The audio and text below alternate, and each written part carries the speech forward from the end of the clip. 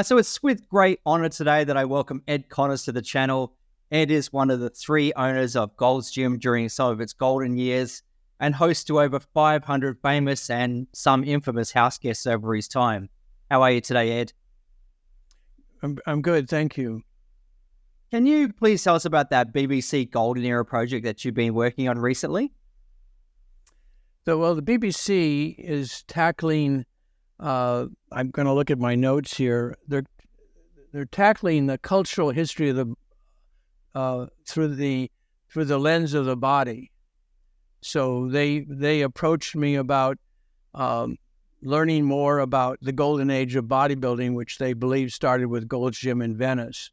And if you look at the physiques before Arnold and after Arnold, there's an enormous difference, of course, which they're attributing to steroids. So they wanted to know more about that era, people like Dan Duchesne and other people I knew. And I was happy to talk to them and try and change the narrative a little bit, make it more positive.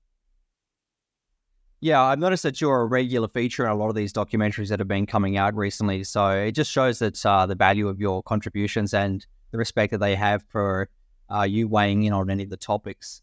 But when you started running Gold's Gym, you mentioned that there was no manual and you were Right. basically making it up as you went.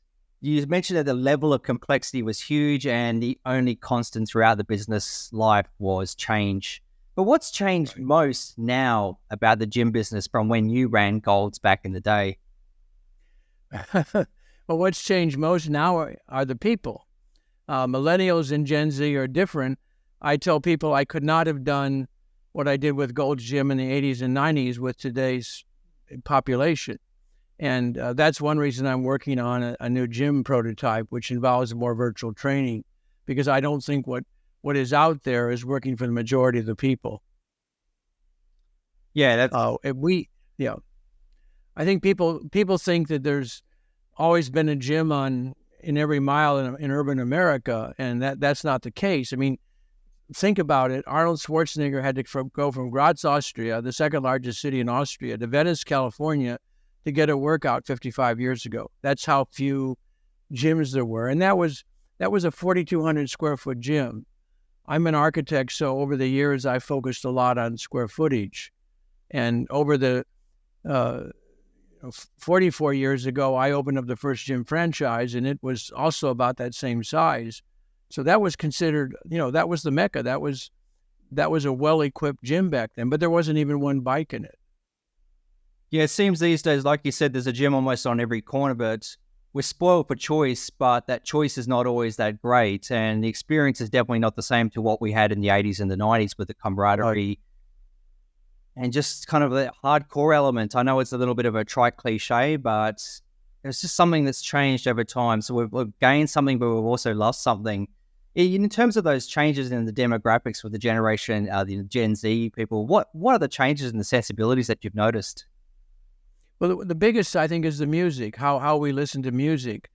Part of what gave Gold's Gym the energy, and Pete Grumkowski, my partner, even had this theory that the loud music in the gym allowed people to share their energy and made for a better workout. But, back then, no one had anything in their ears. Nowadays, you go in a gym and all the young people have earbuds or headsets on, and they're in their own world, which is, it's kind of sad in a way. I mean, I'm talking like an old person, which I am, but I do feel they're missing something.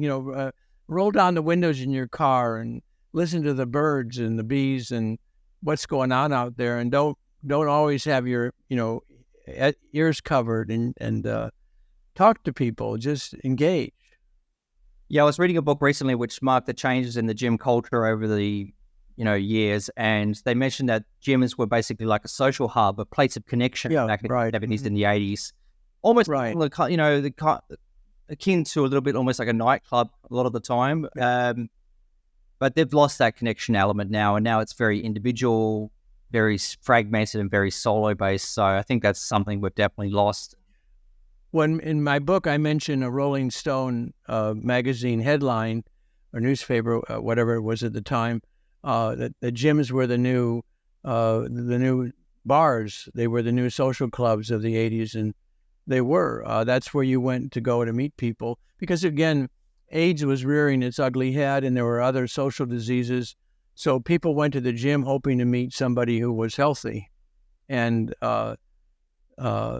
people would go and hang out at Gold's Gym Venice or other Gold's Gyms so they wouldn't miss anything. There was no social media, so people could come train in the gym in the morning, go to the firehouse for lunch, and come back and just hang out because they didn't want to miss anything. I mean, that was wild for that to be the case, but that was the case for so many, especially the visitors who were coming to see it firsthand. Yes, and one of the little-known trends that you guys actually helped popularize at Gold's was the integration of women into the gyms, because Right. Book was saying that although Arnold and pumping iron sparked off an obvious wave of revolution in terms of people were attracted to the gyms, one of the overriding factors was actually women being introduced into the gyms, particularly Gold's, and then the men followed, because wherever the women go, that's where the women go as well. So, yeah. But Jane Fonda was a member of the gym back when we bought it in 1979. She even had a personal trainer, Magic Schwartz. And ballet was really, before that, her only form of workout. And because of that, she opened up really the first aerobic studio, Jane Fonda's Workout in Beverly Hills. And when that fad, or that craze really, and still there, started being reproduced across the country, we then opened our gym to aerobic studios. And we had the first women's bodybuilding contest in 1979, and we were pioneering co-ed gyms in many areas of the South. I mean, there were actually people, burning crosses in the front yards of gym owners in the South because we were allowing women into the gym. Back in the day, it was Monday, Wednesday, Friday men, Tuesday, Thursday women, Saturday might have been co-ed, and Sunday the gyms were closed. So we not only pioneered 24-hour, well, at least 7-day-a-week fitness, but also the acceptance of women into the gym. It's amazing. People thought they were going to get raped in the gym, and I don't ever remember one incident ever happening in my 25 years. Yes, yeah. It's amazing how things change with the attitudes as well. One of the things that I've noticed over that time as well is that people only ever have good things to say about you and how you help the athletes directly and indirectly. But it's not really been the case for Joe Weider, who currently history is not really treating or judging too kindly. You had a lot of dealings with Joe Weider. Can you give us some insight into the real Joe Weider story, or the real man, Joe Weider? Well, it's interesting you should be asking me that question now, because I'm currently in Phoenix at the house of Stefan Hartl, who was Mr. Germany and one of my house guests. And he worked for Joe Weider for many years, both in his supplement company and translating the Weider magazine into German. Weider magazines went all over the world. They were in 36 languages. So Stefan was their German expert. And I asked him about that question because the one thing I'll say about Joe Weider, he was passionate about. I mean, I think when I met him, I say in my book, he was already 60 years old, and I was inspired by the energy that he had at that age, because I couldn't quite imagine myself then being that energetic about something I'd been working on for so many years. But he was a product of the Depression, so he was frugal, and he would be very tight with his money. And again, he was ultimately a brilliant businessman. He sold his magazines for $350 million that wouldn't be worth anything today. In fact, none of them exist. So, he had money to spend, and I think it was only because Vince McMahon started the World Bodybuilding Federation that he ended up having to pay the athletes. But my problem with him was that he would, for instance, he might owe an athlete some money for whatever the contract they had, but he would drag out the payments so that maybe they wouldn't get paid for 90 days. And I would tell Joe, I said, Joe, you're going to ultimately have to pay him, but you're losing all the goodwill by dragging it out. And for instance, when Lee Priest was given a contract by Joe, It took them 5 months to get it going, to get the money flowing, and that's when he stayed at my home. But yeah, Joe was just tight and again, old school, but he was passionate, unbelievably passionate about what he did. I mean, I would go to his house all different times because I was working on some architectural projects at both at his home and an office, and he was always all business. He wanted me to look at the competition, the other magazines, and let me know what was going on. And I had many discussions with him over the wisdom of letting his athletes appear in other magazines, because I said, Joe, they'll just become bigger stars if they're in multiple publications. But that bothered him, and things like that. So we had some talks and a lot of talks, and I do admire him, but he was definitely frugal. He was that was his nature, and the nature of the company. The people in the company, I don't think helped either. They thought they were protecting him by being so tough with him regarding paying bodybuilders or fitness people for their work. He didn't pay the magazine people very much either. The writers, the publisher, they were very generous. So when they sold, Stefan told me that when Weider magazines were bought, they gave significant bonuses to all the staff. I mean, I'm talking major money. Some of it 6-figure. So they didn't have to do that. So that's I was really happy to hear that today. He seemed a little bit like the antithesis to yourself in a business sense, is that in your book, you mentioned the recurring theme that you've got to give to get back. Yeah. And Joe almost seemed to be, like you said, passionate, but, like you said, also withholding the cash from the guys. Right. And then he also said a couple of times, along with Arnold, that bodybuilders were complainers. They tended to be lazy bums, spending all their time at the beach and at the gym. Was that true in your dealings with bodybuilders? Were they lazy bums?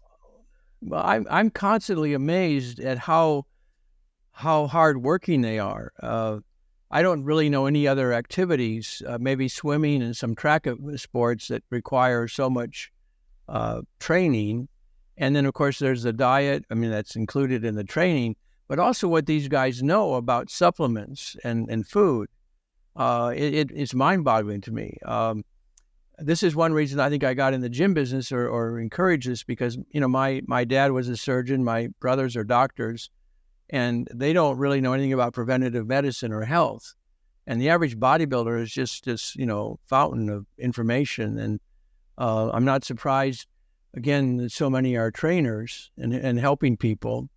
So no, as I mentioned in my book, I felt like the Wizard of Oz, giving bodybuilders, giving the Cowardly Lion an award, a badge. But I certainly wasn't giving them brains or a heart, because they were passionate and they were very smart. You reminded me of, using an analogy of a spotter in the gym. You gave just enough help to the bar to not steal the guy's gains, but also just enough financial help and security in the beginning to give them that push towards the direction of success. And of course, you emulated that as well, as a model that they could follow. You don't want to, I don't want to cripple people with too much help. Yes, yeah, and I did that. I did that a little after I sold. I had money and in 04, and I ended up, I think, not really helping people. It's a fine art to know how to help somebody without crippling them. But I was always supportive. I think it's very important to be positive. I would always try something positive to say. Of course, I was saying it to people who I believed in. I mean, those 535 house guests, any one of them in my mind could have been a Jay Cutler or a John Cena. They may not have known that, but I saw in them something special. And I was willing to, put my money where my mouth was. It's one thing to say, oh yeah, you got a lot of potential, but quite another thing to say, well, you can, stay here and I'll help you with your supplements. Yeah, and that's what I liked about your book as well, because although it had all the stories, it was also very business-centric in the way that you weren't giving a recipe or a formula for success, but there was all these success nuggets sprinkled throughout. I think I listed well over a dozen of them. one of the success equations that you had, you said that a lot of the time it's 50% luck and 50% hard work and consistency. Right. But how important to a bodybuilder's success back in the 70s, 80s, and 90s was the power of connections and networks? Because I think that there would have been maybe some unknown Ronnie Colemans or unknown Arnolds who just remained undiscovered because they didn't have the connections of an Ed Connors helping them out. I think you're right. I think there were people who kind of slipped through the cracks, and fortunately, I mean, I guess I tried to find those people.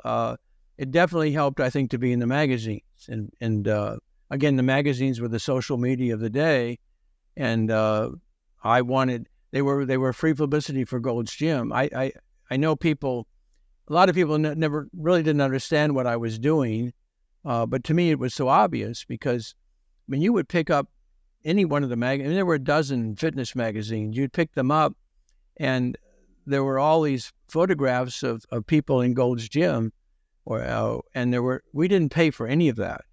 I mean, if you get to my book, I think I list maybe 20 photographers to whom we gave free reign and free memberships at the gym. And the first question I got after we sold the gym in 2004 was from one of the photographers saying, "Ed, they want me to pay $325 to shoot in the gym." So the new owners didn't get it. And then, of course, a lot of those people who were being photographed in the gym were my house guests. So, I mean, it was people could say, well, Ed, what did you get out of it? Well, hell, the gym became the Mecca and the largest gym chain in the world. Yes, absolutely.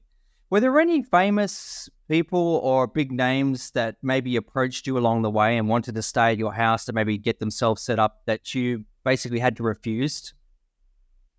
I don't remember any. I read that earlier in your list, and I can't really think of anybody.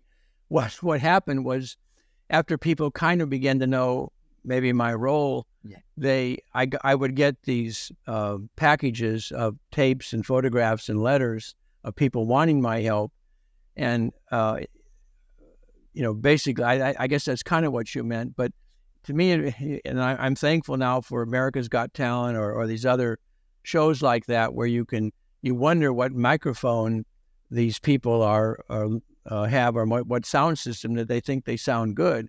Because I would get photographs of people that, Ed, do you think I could be Mr. Olympia? And I didn't want to be cruel. I typically didn't respond, but I would never lie to somebody. But you wonder what the heck they're looking in, what mirror they're looking into, that they think they have any future as a competitive bodybuilder. It's kind of sad, but no, nobody really aggressively came after me wanting help that I didn't help.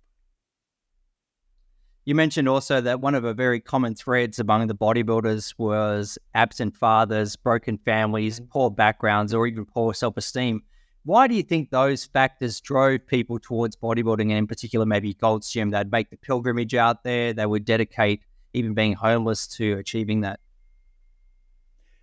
I'm sorry, one of my lights just went out. That's okay.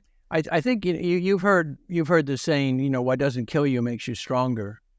And so that might have been their attitude. And in interviewing some of the people that stayed at my home, I often heard basically in fact, Dave Fisher's birthday is today, Dave from Canada. He told me when I interviewed him for my book that he basically told his parents that he was going to the Mecca to be discovered. So just as someone would say, I'm going to Hollywood to be discovered, people back then, the gym was famous enough that people could justify leaving home by saying they're going to California for that reason. So it became a haven. And keep in mind, back in the day, very few people had flown. Going to California was a big adventure. They were all in their early 20s typically. So they were runaway. But imagine, of the 535 house guests, I've only met the parents of a dozen and probably only had dinner with 3 or 4. That's how few cared. Dallas McCarver was one of my last house guests. And I asked him, I said, Dallas, why did you start lifting weights? That's usually a question I ask. He said, to protect my mom and me from my alcoholic father. And I'm still in contact with his mother occasionally. But no, he he's just typical. Alcoholism, I mean, that to me is, the bigger problem in America, not steroids. They all came from, again, even John Cena's parents. They told me that I met them 11 years after he'd stayed at my home at his brother's wedding. And they came up to me and said, Mr. Connors, we were going through a divorce when you flew our son out there to stay with you. We didn't care. We didn't know what was going on. It was a difficult time in our lives. So there's an example where even someone who had a decent set of parents were oblivious to what was going on with him. Wouldn't most parents say, well, who is this old man you're going to go out and stay with in L.A., And of course, most of them were big enough to take care of themselves. Like Frank McGrath's parents were probably the most loving. And I actually had to fly back to St. John's, Newfoundland to convince them to let their son come to L.A.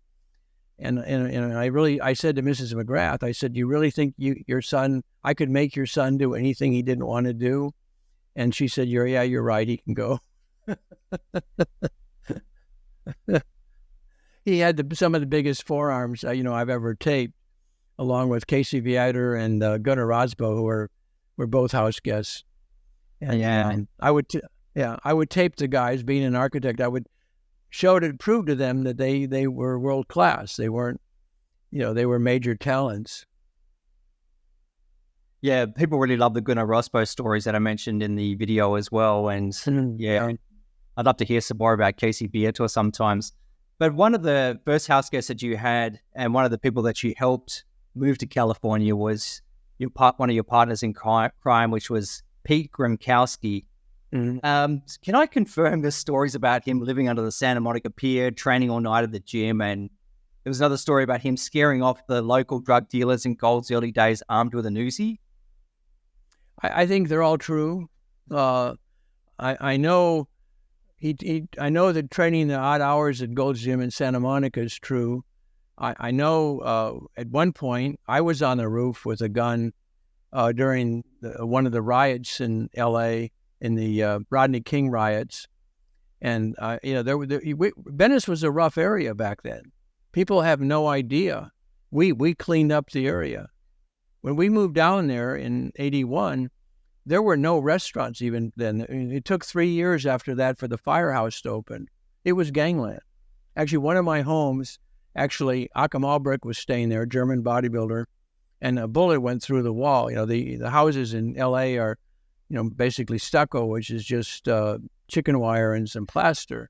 And that was, there were shootings. It was the deadliest zip code in America. I heard we cleaned up the neighborhood, and our landlord, I don't think, really ever appreciated it. Yeah, it's very true. And I remember the story that you told about Victor Richards one time, discharging a gun and lodging in the. Yeah, he denies all that, but that was told to me by my business partner in the gym. And this is the incredible thing, is that he was actually exiled or suspended from 3 of gyms I was personally involved in as a shareholder. But I had no knowledge that my managers were doing that on their own. So, he thinks I had this conspiracy to blacklist him, but it was all independent. And to get suspended from Gold's Gym was pretty tough. We didn't. That was normally my job, and I really don't remember doing more than a half a dozen people. Craig Titus held the record. I suspended him 3 times for fighting. One of the bodybuilders that you had mentioned in your book in the list of bodybuilders, but one that I didn't hear any stories about, and it's a guy that keeps himself very private these days and won't speak on bodybuilding at all when asked, and that's Bob Harris. Do you have any stories or anything that you can share in regards to Bob's time at your place? Well, he sent me a very nice message recently, basically expressing gratitude for what I did for him then, and I don't even think he remembers staying at my place, but I do, because he smoked at the time and he was bulimic. And, that really, made me uncomfortable. I didn't let him smoke in the house, but basically he met somebody rather quickly after I brought him up to Venice or Marina del Rey, and then he moved out. But he had a beautiful physique. I think his first book, Gorilla Suit, is a real masterpiece. I love it. No, he was a great guy, but just I do believe too much was made of his marriage. In other words, I think the whole politically correct era we're living in, where waving gay pride flags and all, I think it's getting kind of overdone, or it's just too much. Yeah, it's I certainly agree with love is love, but just waving it in your face, or just I don't know. It just seems like I wish he and Rod hadn't made such a big deal of their marriage, because I think then he'd had more of a career in bodybuilding. yeah, because Bob seemed to insinuate that he was crucified because he was the first pro gay athlete, and that's he may well have been. Yeah, I don't deny that. Just it's back then it was such a early stage of all that it's hard to know how best to handle it. But I made the contention in a video that I made about Gorilla Suit that Bob, while having an amazingly beautiful physique, never really had the goods to become Mr. Olympia. He could never have beaten Lee Haney or been in those top spots. And I made the contention that Bob fell out of love with bodybuilding rather than bodybuilding falling out of love with Bob, and that he used bodybuilding then as a stepping stone to further a celebrity career by going on all these different talk shows and saying that how he was demonized, because I didn't see a lot of overt crucifixion or demonization of him at the time. When he was falling in placings, it was his physique which I think was suffering and causing those fallen placings. So right. I was a little bit conflicted about Bob's reasoning in regards to. Well, it would have been interesting to see him compete on stage with the bigger guys. I mean, I recently, maybe a couple of years ago, I talked to Chris Bumstead. I said, I'd love to see you on the stage in the open, and just let the public decide what they like. Do they like your physique better than what's being rewarded on the open category? I think it's interesting that the two top finishers were both former 212 people. I actually encouraged Derek Lunford to go in the open because, again, the prize discrimination is appalling. 40,000 versus 400. That's discrimination over height. And I think more Americans, the average American is 5'9", Derek is 5'5". I think more Americans can relate to them than the taller guys.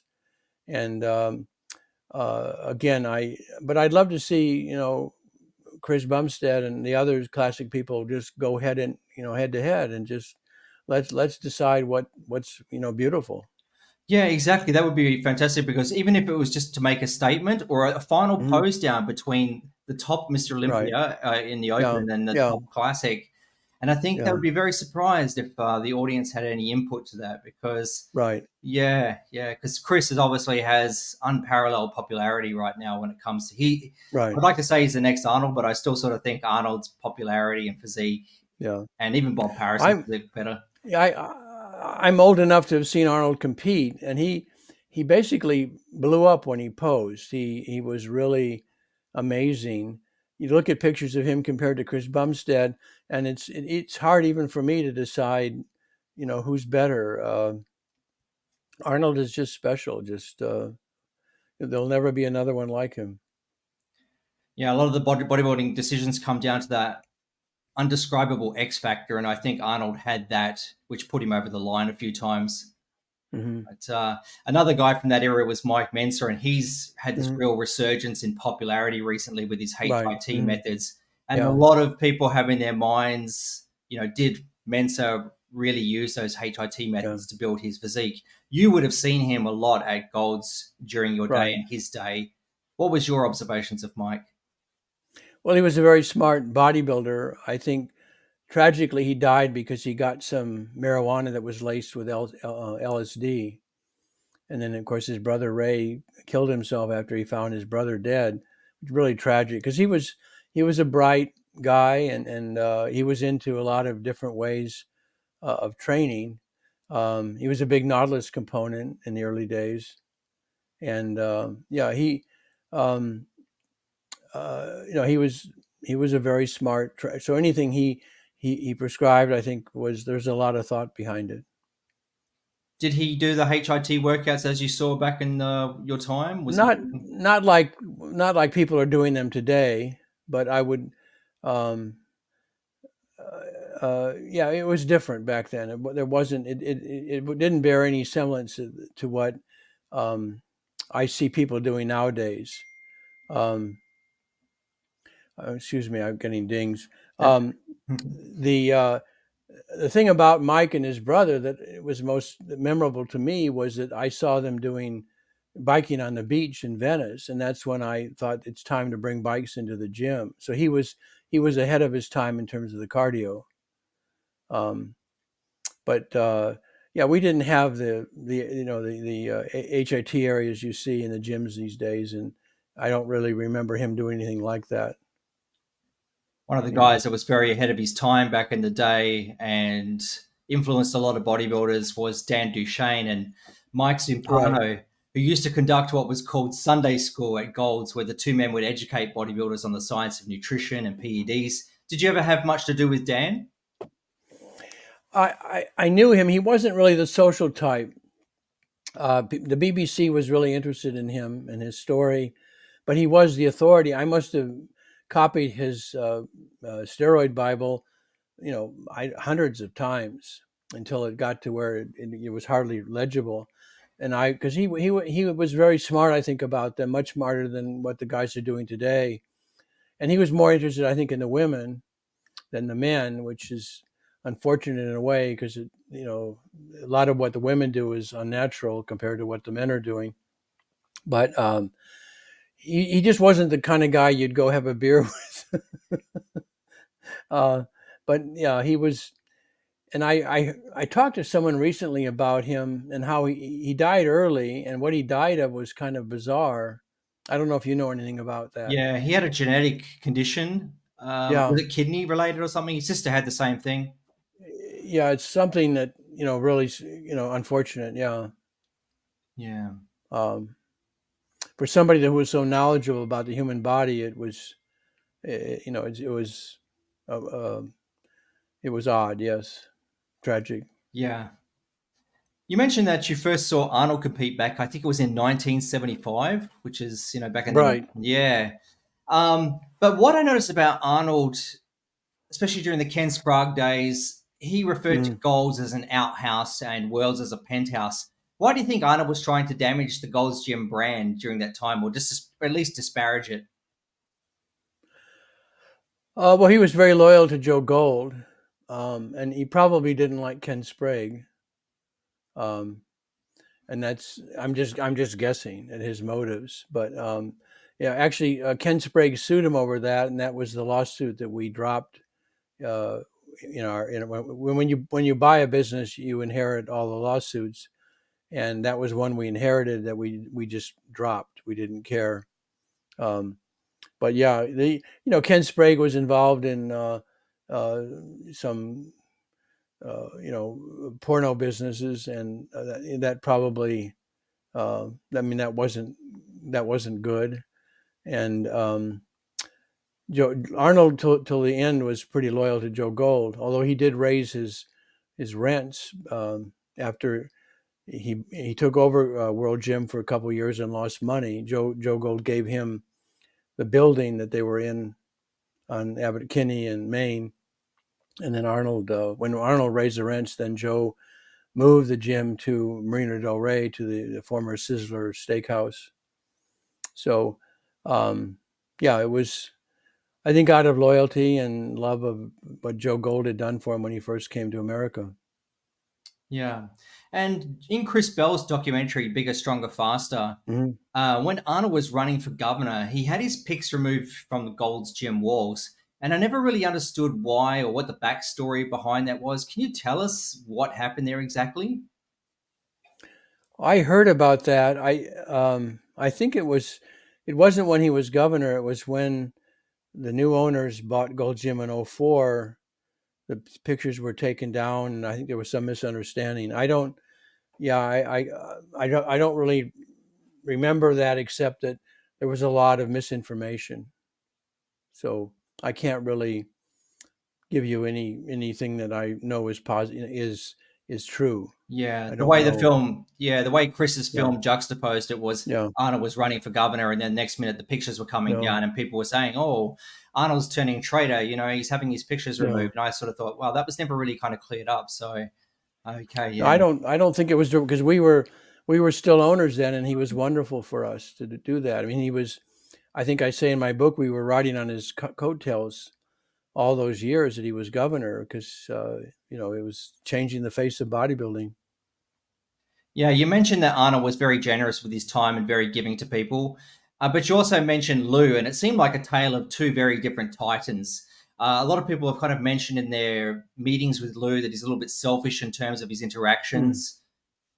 What do Well, I you? mentioned one of my house guests sent me a email, which I think I quote in the book regarding his disappointment at meeting Lou, and that was pretty typical. I mean, again, you keep in one of the discoveries of my book was how many of them were basically it's almost 100% were inspired by superheroes. So, starting with Superman and then the Marvel characters, but also Lou Ferrigno, the Hulk. And they would see him in the gym, and maybe they approached him at the wrong time, or Lou didn't like to be bothered, but they would almost inevitably be disappointed by his reaction. He didn't want money or be rude to them. So yeah, it's sad. I mean, I think if you're a movie star like that, you need to know when you go out at your front door in the morning that you are going to have to be nice to the general public because they're the ones that made you. And Arnold never seems to forget that. Uh, he's brilliant at that. He's just very he understands where his fame lies, who made him. Yeah, and it also goes to show that in your book you talked a lot about the power of positivity in your life, and Arnold seems to Mm, always have this very positive vibe about yeah, him. right. He's quick to forget failures and has a Mm, long memory for success. Whereas Lou always seemed to have a chip on the shoulder the whole way through his life, even up until recently. There's been the family mm, divorces and the yeah, yeah, lawsuits, and I just sort of think, the guy seems to have attracts negativity in a way. That's just from an outsider's point of view. I mean, I yeah. don't know the people, so that's why I just wanted to get a little bit more Well, of the insight. yeah, I mean that's what it looks like to me. I mean, my perception is no different than yours. Mm, yeah, and I remember when they did that Pumping Iron comeback special back in the late 90s or early 2000s. And Lou kind of flexed in front of Arnold's face, sort of saying to Arnold, "Oh, Mm, look, I've still got it." And I sort of thought, that's silly because Arnold is so much more transcendent of hmm bodybuilding now. He doesn't need mm, to still have the 21 inch yeah, arms, yeah, but you're still flexing in his face, trying to prove something that was proved right. 20 years ago. So it's just interesting to I I, see. I really like Lou's wife and Carla, and I guess she has dementia, and that's sad. But they raised some good kids, so I'll give him that credit. His son worked the front counter at Gold's, and I think sadly was let go. It should not have been, but no, the kids turned out good. So and that maybe was largely her doing. So no, that's impressive to me. Yeah, that's nice to hear. You were very closely associated with the WWF wrestlers and were instrumental in a lot of the talent spotting. What did you think of Vince McMahon's WBF when he started that? Could it have taken bodybuilding in a more fun Uh, and entertaining direction, or was it doomed from the start? I think it was doomed from the start, like his football league. I mean, he tried to buy Gold's Gym in the early days, and he had a misunderstanding. I mean, he's a brilliant marketer. I can't take anything away from him. He happens also to be my same age, but uh, I think he misunderstood the bodybuilding world, or the whole gym world. I think when he wanted to buy us, I think his wrestlers were a big part of our publicity back then. They would go into a ring wearing the Gold's Gym T-shirt, tank top, rip it off, throw it to the crowd, and that happened every night in America. These wrestlers were appearing in front of 10 to 15,000 people, and they would often be going to towns where new gym franchises were popping up. So it was a nice marriage. I think Vince felt, well, my God, I'm making Gold's Gym famous. I ought to own it. But he didn't realize we didn't own all those gyms. They were franchises. And I think he also misunderstood the bodybuilding world or the competition world. And you can't quite make the bodybuilders the same kind of characters you do in the wrestling world. Yeah, But it caused Weider to have to give the guys money. So very true. that was a positive outcome of it all. Was there any reason why you never took advantage of Gold's Gym branding as being a leading recognizable icon in the back in the day and get into the supplement business, which was so huge in terms of the 80s and 90s for first movers? Well, we did actually. We had many supplement lines over the years, and unfortunately, we weren't really that successful. When we were at, I forget the year, but when we licensed it off, we were doing maybe 3 million a year, which is not a lot. But Neil Spruce, who eventually uh, basically took what we kind of started, he sold the his company or that portion of it. He was then with 24 Hour Fitness for $40 million, I believe. So, um, we and again, many of my house guests, over 22, I think right now, or 23, started supplement companies. I mean, if you look at the 535 house guests, I think in the back of my printed version, I list 101 pro bodybuilders, um, 70 gym owners. That number has shot up a bit. 22 wrestlers, and then 22 supplement company owners, Gerard Dente, Rich Gaspari. And I think one of the comments on your video was challenging the numbers, but people like Gaspari and Gerard were doing 100 million a year in their heyday, and many others like that. So I'm very proud of the fact. And again, this gets back to the how smart the bodybuilders are and how they're able to come up with formulas or things that are needed or work, unlike a lot of other businessmen. Yes, yeah, a lot of them are ahead of the curve when it comes to anything health. That once the mainstream community get wind of it, we look back and say, yes, we knew this 5 or 10 years ago. Um, One of the things about bodybuilding these days is that it's lost a lot of the magic, especially in Hmm. regards to the big name shows. And you Right. mentioned in the book that once upon a time the competitors were the show, but now Hmm. people watch the shows on their laptops. They're Hmm. uninvolved. You don't hear the Hmm. applause. People are bored. There's Hmm. no guest posings anymore. What are the competition promoters doing wrong in regards to marketing bodybuilding? Well, first off, the venues are terrible. I mean, we're not exactly back in when I in the 70s, you could have the contests were being held in basketball courts with a spotlight attached to the hoop. We're not quite at that backward stage yet, but we're in ballrooms with flat seating. And I thought at one point the NPC rules required the shows to be in theaters with rake seating, step seating, so that you could see. And the ticket prices are ridiculous. Um, the venues are ridiculous. I mean, they're getting these hotel ballrooms for free because of the number of rooms booked. So that's again just more money in their pocket. It's all become a selfish money game, and not the lighting is. I mean, look at the backdrops on these shows. How much more shit can you put on the screen behind the athletes? It should all just be black. It should be a spotlight and dramatic, and instead it's all this garbage behind them, all these sponsors. And no, I it's sad. It really is. Yeah, it's I mean, they're killing the golden goose with the greed and stupidity. Have the guys themselves in this era, do you think, contributed to that loss in the mystique? There's no kind of great Well, personalities or great bodies, even. yeah, I think there were more personalities back then that, well, the guest posing work has been kind of killed by them. Again, they're charging too much and being rude and not appreciative. But there aren't, it's gotten to be there. I mean, there aren't many people I could safely recommend to a gym owner to have, come guest pose or be at the gym. Um, you know, Chris Lunn, the photographer, Weider photographer, said it best. He said, "Ed, never had there been so many big guys, but never have there been so many big jerks. And so fewer And I just, personalities. yeah. Yeah, interesting. And I think that guys need to know how to compete, or to compete more, to be, it's not like launching a rocket to the moon. You that one show a year is just, I don't know. It strikes me as not a good idea.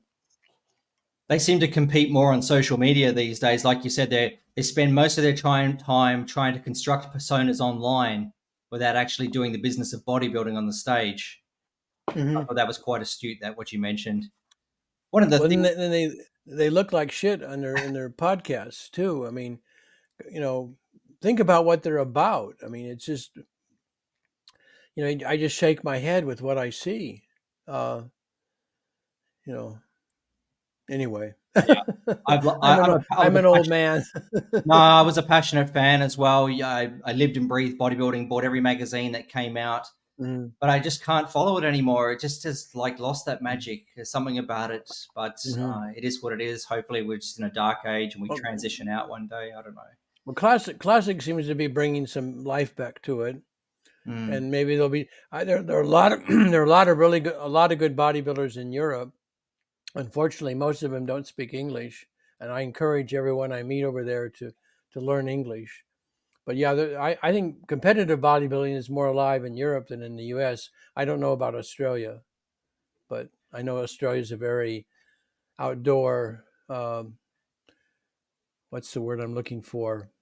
Um, Fitness oriented culture, right? Compared to America. We have about the same level of obesity, but we have Really? a lot of PED users, but not a lot of competitors. Uh So huh. it's a small. I'm surprised the obesity level is so high. It's It's huge. uh, Yeah, it's terrible. And we used to have the Arnold Classic here, but it's since COVID, Arnold's detached himself from that contest here anymore. So mm, we've lost that big promotional hmm. vehicle that once was and helped promote bodybuilding. So yeah, we don't have a lot of aspiring pros anymore down here. Well, in the Arnold Classics, the expos or classics in Brazil, I was there a couple of times. That's huge. I mean, the the Brazilian expos I've been to make the Arnold Classic in Columbus look like a giant swap meet. I mean, it's almost embarrassing as an American, especially, of course, have you been to FIBO in Cologne? No, I never went there. I've been there, going there for 35 years, and it's mind-boggling. It's 200,000 people over 4 days, and again, it makes the Arnold look like a joke. Yeah, You're amazing. talking you're talking booths with $500,000 investment in them, not just a 10 by 10 throw up booth. It's a whole different world. Yeah. I'm going there again in April. Oh, fantastic. Yeah. It's great that you still get out to all the events and you're very knees deep in the industry. You didn't just sail off into the sunset, with your earnings. So it's fantastic that you're still. Well, I want to start a new gym chain, and I want to see what's new out there. Yeah, good idea. Yeah. And FIBO is a place to see it. I don't even know what FIBO stands for, but it's always in Germany in April. Right now, it's in Cologne, and it's a fantastic 4 day event. Yeah. I remember back in the 90s, it always had that little bit of mystique about it as well because the Mm, bodybuilders are competing. Even Victor Richards stepped on mm, stage there at one stage. So mm. that was interesting. Yeah. John, you're in Perth, right? Yes. Yeah. Mike Hubon, I think you mentioned in the book, was actually from Perth Yeah, as yeah. well. Yeah. I was going to ask him. Do you know him? I know of the name. I've never met him. I've spoken to Guy Grundy a few times. I think he stayed at your Yeah, place. Of course, Lee Priest. He was always one of my favorites yeah, growing up. So it was amazing that you had a yeah. few Aussies come through there as well. Yeah. Mike Huban was interesting about him is I think he discovered personal training in his visit, and then took it back to Australia and started a whole new world, and that's something I'm very happy for. But Yeah, I'd love to know more about what his life looked like after that. But and if you ever have a chance to connect, and you could give him my information, I'd appreciate that. yeah, absolutely. I saw him on social media, so I might send him a Oh, message really? after this. Okay, Yeah, yeah. good. You mentioned also, Ed, that during your 45 years with all the hundreds of house guests, you learned a lot about them just being in their presence. But you said that you also learned things about yourself. So, what were some of the things that you learned about Ed Connors being surrounded by so many different people from all different walks of life, but all galvanized in that one singular Mm. pursuit. I learned first off that I had a wonderful childhood by comparison. I was very lucky. I had loving parents, or at least parents that, we had things don't have these days. I mean, family dinners and uh, outings on the weekend to the river, or go sailing or boating, or things like that. And I was given a private education, high school and grade school. It was just a different living situation than almost all the people I met. So that taught me a lot in terms of how to interact with these people, to basically um, give them things that I had been given, which is basically support. Um, yeah, it really galvanized things. It clarified things for me in terms of my own childhood, which I think is important, to understand where you came from, where you come from. And one of the most intriguing things about that was that you seem to come from like a good upper middle class family. Mm. You were at the University of Berkeley. So, what motivated you to serve in Vietnam when you could have probably earned a deferment? Well, I wasn't really motivated to serve. First off, I didn't believe in the war, but at the time, I was drafted.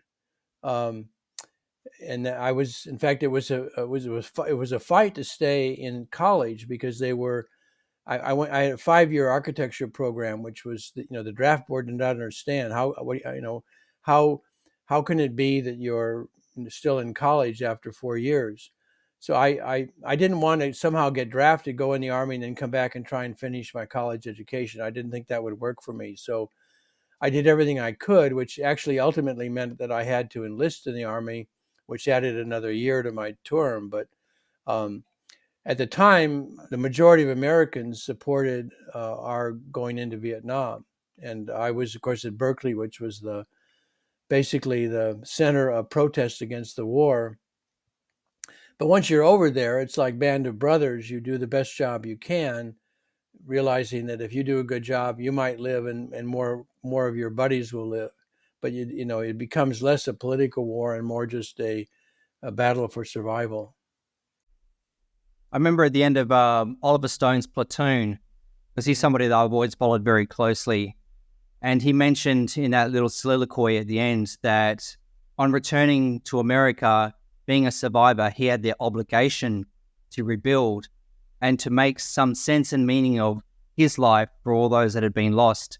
Is that what also helped you galvanize to make your life extraordinary and in turn helping others as well? I don't think so. It probably just galvanized in my mind that the U.S. should never be involved in these, foreign wars that are basically civil wars. I think that was the big political lesson that I learned. But uh, the most powerful thing that I was ever told was one of my classmates at Creighton Prep High School in Omaha, who later became a Jesuit priest. He died last year. But he said, "Ed, whatever you do, make it meaningful." And I've never forgot that. So I try to make my life meaningful. And but the war, in fact, Platoon, when that movie came out, that was the first time I began talking about my Vietnam experience. And I thought the movie was the best one to date that captured what Vietnam was like, because it was the rain that I remember, the water, where I was stationed part-time for a few months, had 75 inches of rain a month for 3 months in a row. One day I remember it rained 25 inches, and you might wonder, well, how the hell do you know those numbers if you're in a war zone? But I was at a huge base with a huge, almost 600 helicopters, if you can imagine that. So weather was a big deal with the helicopter pilots. So all this information was readily available. But yeah, the mud, the water, the filth was unbelievable. Totally different than a desert war. I think that's what motivated you to never live in Florida, you said in your book, because you just didn't like the rain or something. Yeah, I couldn't stand the humidity. But this was 1975, and I had just, I'd gotten out of Vietnam in 71, so the Vietnam weather was very much in my mind. And Florida, I think that, and if you haven't been to Florida probably, but the downpours are like a typhoon or torrential rain. And it was just too, and LA was paradise and still is. The weather there, it's remarkable. It really is. Yeah, we have very comparable weather to California and Venice in Perth. I didn't know that. Huh. Yeah. We've been going through a heat wave at the moment of 42-degree days every day. So it's been wow. Well, that sounds like Texas, where I've been, was 105 for 5 months in a row, both summers that I've been here. Yeah. I remember going to California in the 90s, and I sort of thought, this, I would love to live here. If I could ever have a dream, that's where I'd love to move and train at goals every day. And I remember Flex Lewis said in your book that California was the land of the dreams and dreamers. But now, looking at it, say 30 years on, at least from the outside, living in a different country, we see a very different picture of Venice Beach in California, and to a larger extent, the USA. And now, personally, I don't know whether it's just all negativity that we're fed through the media, but I sort of think, I'd never want to go there. So is USA or California still the land of dreams and the dreamers, or is something being lost over the last few years that we just can't get back? I don't think the American dream is dead, but it's diminished. It's still an opportunity for some. I even encouraged Chris Bumstead to move to LA and pursue entertainment industry. And I think, Colin Von Moger, he aced the WWE tryouts. I think had he accepted the offer, he would be in movies now. So for him, LA could have been life-changing. Instead, it's turned out to be kind of a tragic misstep, or I don't know how to explain it. But no, I think if for some people it could still be magic. I mean, there's no other. Where else could I go as a 30-year-old architect and design an Neiman Marcus store in Beverly Hills? A $16 million building at the time. If you come to LA, you get opportunities that would exist nowhere else. Like the actors, you get opportunities, and of course you have to perform. That's the key. You're given the opportunity, then you have to prove your worth. But I don't know any other city in the U.S. or in the world where you have that kind of possibility. Yeah, like to mention, it was just very tragic, I think, about Callum as well, because I even think that they created the classic division because Arnold, Callum was the next big thing. He was being touted as Arnold 2.0. Yeah. There was a lot of excitement in his popularity. But then he did a list of crazy things, tearing his bicep, falling down the mountain, getting into all the strife. And he's almost like a Greek tragedy or a cautionary tale, if anything. So I hope he can rebuild himself because he seems like a legitimately nice guy. I think so. And again, I guess the point, people say I put too much emphasis, say, on face and hair and all that, but he's one of only a couple of people I've met in 45 years that look like a young Arnold. I mean, I think he did a incredible job playing a young Arnold in Bigger. I don't know if you've seen that. I have, yeah. He was probably the only good thing in it, and he was better than Roland Kickinger's portrayal of Arnold. Right. But Arnold, but Roland was close, and that's how rare that kind of look is. It's very special. Yeah. We're coming up on time, Ed, so I'm very conscious and very thankful of your contribution and coming on the podcast today. But what is the future lie for Ed Connors in terms of upcoming books, upcoming projects, and if you want to talk a little bit more about the gym idea that you have in mind? Well, I'm speaking in Beverly Hills at a fundraiser the second week of March, where I hope to maybe find some investor in my new gym prototype, which involves virtual trainers. It's still bricks and mortar, but I really believe something new is needed. I'm also very interested in the future of longevity centers in America, regenerative medicine services, blood testing, PEDs, growth hormone, testosterone treatments, all that. And that's part of my pitch to the BBC, or part of my I said, ironically, steroids, which were legal through the 80s and then criminalized, are now legal again if you have the money. These growth hormone and testosterone replacement centers are popping up. And, there are some, flaky services being offered, but there's also a lot legit. So that whole world really interests me. And I think gyms in the future all over the country, all over the world, could offer these services and be more relevant. There are gyms right now in California offering blood testing. Imagine if every American had their blood tested twice a year like an average bodybuilder. How much better off would they be? They would know what they needed or what was potentially a dangerous prospect for them. So that really excites me. I don't have another book in my head. Well, I do, but I mean, it's so much effort to sell the first one. I don't know that it's worth trying to do a second. But there are people approaching me and Tim and Pete about doing some sort of documentary. But I think there are other ways to approach that would be more interesting for the general population. I always thought a Cheers version in a gym would be a real hit because there's so many daily stories that I would encounter that you imagine rather than going to a bar, you go to the gym and then there's all these characters. And I think it would be a never-ending, Netflix series that could go on for 10 seasons.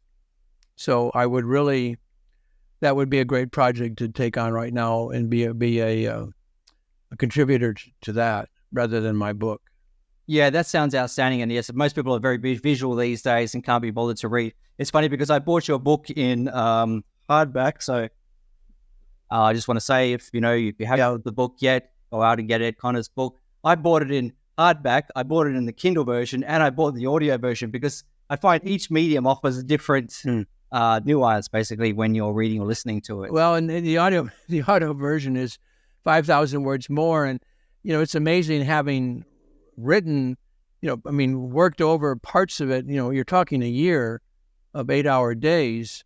So it's amazing to me that even when I was reading it for the umpteenth time, and then, I could still kind of chuckle, or there are certain parts in there where I kind of lose it because it's still funny to me, or it's still amazing. So there's a certain joy I hope that comes across in at least parts of the audio that's not present in the print version. I definitely picked up things in the audio version that might have escaped my attention in the print, and vice versa. And I just keep coming back to it. I think it's got tremendous rereadability. And I'm glad you said that, because I read about 3 books a week, and I read a lot of biographies, and I find I'm really proud of my book as a piece of literature. I think it's well written, and I love English. I love writing, so that was a joy to write. And also, I must say that all the biographies I've read, they have that same common theme, that life is half about fate, half luck, and the other half what you do with it, persistence. I just finished the book on Elon Musk. I read that. Brilliant. Yeah, but if that 5th rocket launch had blown up, he would have been in bankruptcy. So there's so many lessons to be learned in these biographies. Yeah. Can you recommend any other good books? Because I'm a huge book reader as well, and I love hearing other people's recommendations. Well, there was besides, let me see, the Musk one recently. Of course, there's the one on Steve Jobs. Yeah. That by Isaacson. Also, all of his books. He's written about 7 or 8 books. They're all great. He's amazing. The one on Einstein was kind of a hard read. There are a number of books on Elon Musk that are out that are good. There's some books on WeWork, Uber, that are fascinating to read. Not so much biographies, but they're kind of biographies of the founders, but more on the story of those companies. Another book I read, The History of the Scalpel, recently, a story about surgeons and that whole world. So, very interesting. Yeah, it's it's hard to find a good, what I call an airplane read, something to read on the plane. And but the biographies that Isaacson done are incredible. Robert Caro, The Power Broker, that probably the most fantastic biography ever done, that won a Pulitzer Prize. I'm rereading that again because we we forget 90% of what we read. Absolutely. Yeah, I'll end with I tell my Uber drivers when about the books I've read, and one of them I say, most of the Uber drivers in America are immigrants, and I said, that Steve Jobs was the illegitimate son of a Syrian exchange student, and her father did not want her marrying a Muslim, so they gave the baby up to adoption for a couple in San Jose, and that usually just stuns them. Yeah. But it's the truth. I mean, again, you can't make this stuff up. My whole life, you could, it's unbelievable. You mean it's hard to make up, or how does an architect somehow be, how does a fat kid end up starting a gym chain, right? Truth is always stranger than fiction sometimes, and if people pick up your book and read about the stories, they will, they can only imagine what a great movie or a TV series that would make. And I really hope you go down the path of some of these ideas, because I still think that you're an amazing reservoir of our bodybuilding history, our bodybuilding future, and as you talk now, our bodybuilding present. And you're a legend among so many people's minds, the people that you've helped, and also the people that hear the stories. And I can only encourage people again to go out and buy your book, because it's a fantastic read. And is there anything else you'd like to promote before you go, Ed? I just believe it's important to know the history. Regardless of what the subject is, you need to know the history. That's what I keep, because I see history. I see history repeating itself again now. Yeah, very true. So let's hope for the next few years we can turn the corner without any unfortunate calamities, because like you said, it's definitely headed down that path. Well, very good. Thank you for the interview and the time, and I look forward to seeing it. I really appreciate it, and thanks again for your time, Ed. It's a dream come true interviewing you. Thanks again. Well, take care. Thank you, Sean. All right, bye-bye. Thank you. Bye.